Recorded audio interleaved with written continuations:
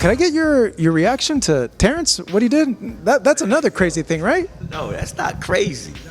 No, I say it's not crazy because I predicted. I said Canelo was going to get old in the ring that night. No disrespect to Crawford. He did a good. Crawford could have stopped him. He could have. Me being a coach and watching how the fight was going on, he could have stopped him. And I know he's saying it in his mind, but he was being humble of Canelo. He was being humble, and it was a great fight, and it was good talk for the boxing world. First of all, I'd like to thank my supporters and my subscribers that listen to the video instead of reading titles and making a comment. That is very important to me because I get some stupid comments on here. Well, you said this, you said that. Because, sir, you read the title. Or, ma'am, you read the title, but you did not listen to the video. Now, it always cracks me up. And now Calvin Ford is the latest guy to say things like this. I don't want to discredit Crawford, but Canelo got old that night. He also said he could have stopped him that night. And that may be true. But when you make statements like this, well, not discredit Crawford. Great performance, but Canelo looked old. Canelo got old overnight. That is discrediting Terrence Crawford's victory. So even though you say, I don't want to discredit Terrence Crawford's victory or he looked great that night, I don't want to discredit him, but you're already going to discredit him. It's just like someone saying, I'm not trying to offend you, but you are ugly and short. But no offense. I don't get it, especially in sports, right? Why can't we just give the guy credit for the victory instead of making a bunch of excuses? Terrence Crawford said himself, I wasn't 100% when I went into the fight.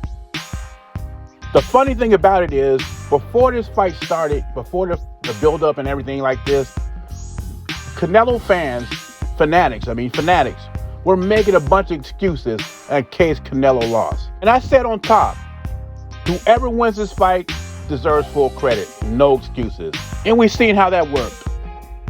Anthony Yarde says if he could beat David Benavidez, and he's very confident that he will beat David Benavidez, he backs himself into a Canelo fight in 2026. I see no lies here. Matter of fact, I would go as far as to say that Canelo rather fight an Anthony Yarde than a rematch with Terrence Crawford. But remember, there was talk about this fight a couple of years ago against Anthony Yarde. And now Anthony Yarde gets the title if he beats David Benavidez, a man that Canelo does not want to face. That may be in the cards for Anthony Yarde. Like I said, Canelo has a lot of avenues because he's a cash cow of boxing. He keeps boxing moving. Now, David Benavidez is a favorite in this fight. Most people are picking David Benavidez by decision. Some people are picking David Benavidez by stoppage. And the reason they're picking him by stoppage is because of Anthony Yarde's gas tank. Anthony Yarde is built more like a bodybuilder than a boxer. And that could be part of the problem. Now, I would say this, Anthony Yarde can punch. He's the one who had better be hurt when they fought. So the first 6 rounds, Anthony Yarde is dangerous. And you know, boxing is the theater of the unexpected. And so far in David Benavidez' career, Anthony Yarde is the biggest puncher he has faced. If Anthony Yarde lands, how is David Benavidez going to take those punches? I think Anthony Yarde is a bigger puncher than David Morrell.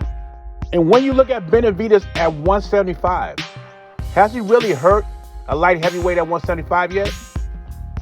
His power is not the same as it was at 168.